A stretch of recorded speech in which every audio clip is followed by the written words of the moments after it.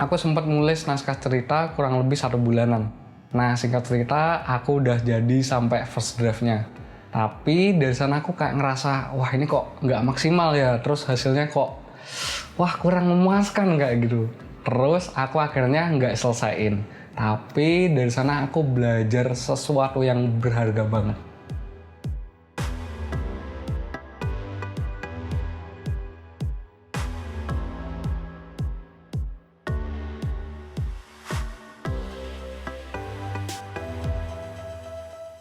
Ketika aku coba nulis cerita, aku coba memahami karakter, cerita, situasi, dan elemen lainnya dalam penulisan naskah.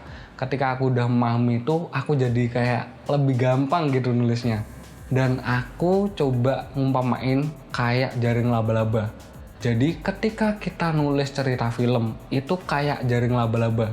Jadi semuanya itu terkoneksi. Ceritanya, emosi, backstory, karakter, semua itu ada koneksinya. Dan dari sana, ketika kita memahami seluruh jaringnya, pasti semuanya itu bisa membuat kita lebih gampang buat nulis cerita. Aku juga sempat bingung ketika aku nulis film panjang. Tapi ketika aku menjelajahi ide lebih dalam lagi, aku bisa dapetin ide lebih banyak lagi. Kayak dalam buku Screenwriting Bible yang jelasin kalau ide itu bagaikan anak kecil yang gambar di sebuah kanvas.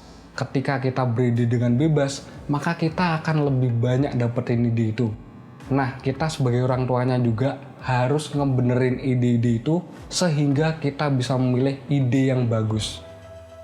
Salah satu sifat artis yang penting banget dan perlu kita miliki itu adalah self-compassion atau menyayangi diri kita sendiri.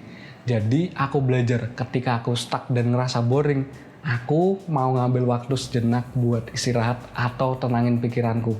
Kayak di buku The Artist Way yang dijelasin kalau kita itu punya creative child di batin yang perlu kita lindungin kayak seorang anak kita yang kita bisa ajak main atau kita ajak istirahat sejenak untuk nenangin pikiran.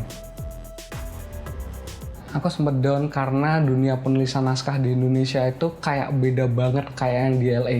Karena di Amerika itu mereka punya agen. Dan singkat cerita aku sempat terus nulis dan merenung dan aku terinspirasi sama satu sosok, yaitu Thomas Alva Edison yang pernah gagal kira-kira ya 1000 kali lebih kayak gitu buat nyiptain lampu kayak gitu. Nah, singkat cerita aku sempet down, tapi aku belajar buat tanemin di pikiranku kalau kegagalan itu cuma sementara dan bagian dari keberhasilan. Jadi terus berkreasi, berbagi, dan belajar bersama. Terima kasih.